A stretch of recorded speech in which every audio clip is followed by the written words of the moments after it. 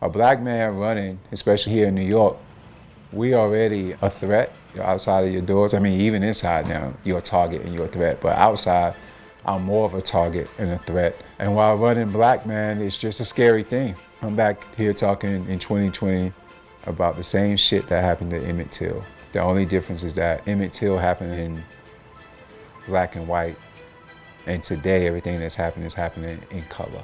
That's the same way that Mr. Ahmaud Arbery was lynched, modern day.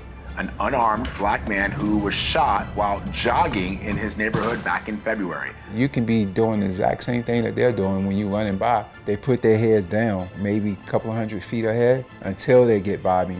And I never understood why. But deep down, you know, I think I know the answer. I'm black.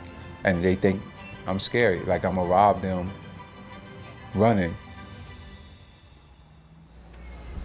Now we're gonna do our handshakes, you hear me? My name is Coffey. I'm a black man. I'm an actor. I'm a activist. I'm a screenwriter. I'm a New Yorker now, but I was born and raised in a town called Aurora, North Carolina, population 520 people. But growing up there, being that it was such a small community, everybody knew everyone. It was a racist town. You had to play your cards correctly. It was a place that I needed to get out of because I needed to see more. After I graduated college, came to New York, I wasn't out of shape, but I wasn't 100% in shape. And then my wife, Annie, she started to get into the gym. And she kept trying to get me to come, and I kept turning it down. Finally, I went with her. And once I got on the treadmill, man, after that second or third run, I was all in. And once I got outside running, I no longer could go to the treadmill because now I just realized that, oh my God, this building here, this building there is totally different. Never ran over a bridge before. The marathon happens right behind my house. If I'm not running a marathon, I'm out there cheering people on. A black man running at midnight is a threat much more than he is in the daytime. I get the craziest stares. I get stopped by the cops often. What are you doing in this neighborhood? They see what I'm doing, so now to me, they just testing me. New York empty, at nighttime, I can smell New York. Like literally, I can smell New York, especially if it rains.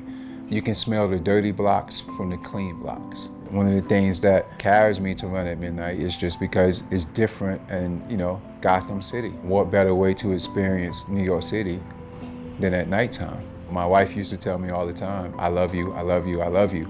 Her most important 3 words to me now was, please be careful. And I got used to her just saying, please be careful. I would say, hey babe, I'll be back, I love you. Didn't dawn on me why. And it was because she knew what was happening. The film that I wrote, she knew what that was about. And she saw how real it was for me. What if Trayvon or any other victims were your son? Or your brother, college boy?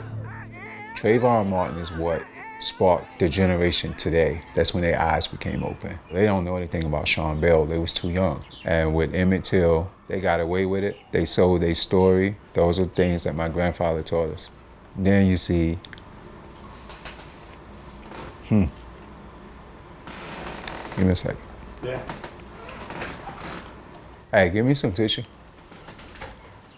Then you see Ahmaud Arbery running in their neighborhood. Same problems that I have here in New York because I feel like I'm running in the wrong neighborhood. I'm just sick of everything happening. Yeah, look, they still trying to get in down there.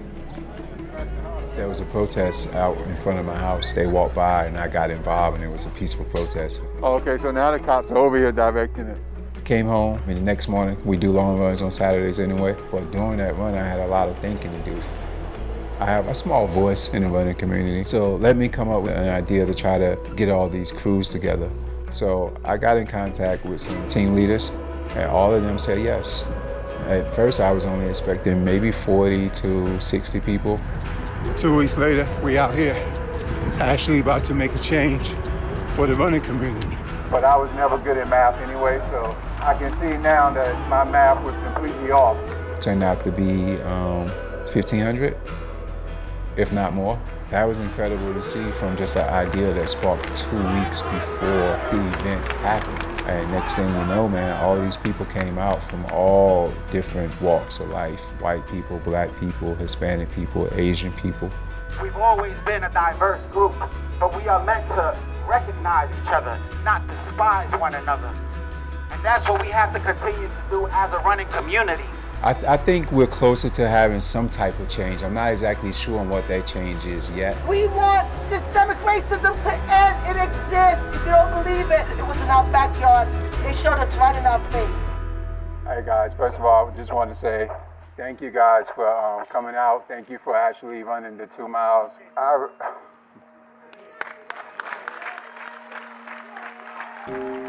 Like a lot of you guys, I'm actually sick of this shit. My 6-year-old literally just 2 days ago, my wife called me in the living room to let me know what she was saying. She's afraid of being black. Kids are paying attention to every single thing that's going on. You have to understand that. We're gonna continue this dialogue. This is the very first one. This is not the last one. I won't say 40 to 60 anymore. Shit, I'm gonna say 2,000 now. What I'm noticing is that a lot of white people are marching with us. They protesting with us. That's something I never seen before. I know we always saying, I'm tired of being sick and tired, but I also know that I would do anything to help my people, especially my kids, see that change that we're talking about now. I'm not talking to my daughters about your boyfriend or what you want to be when you grow up. I gotta talk to my kids about how to address the cop. We're the ones that have to have those conversations. It's painful, it hurts. We're talking about life. We're talking about cops killing black people. So you can't sugarcoat those things and you just have to be as real as possible. When will we absolutely have change? People gotta vote. Just as much as you marching, those same amount of people have to vote. And what I see in 2020, man, it's a beautiful thing.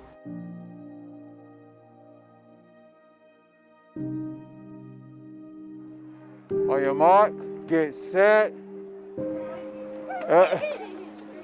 You cheated, man. On your mark, and you can't run. If you run, you're disqualified. On your mark, get set, go.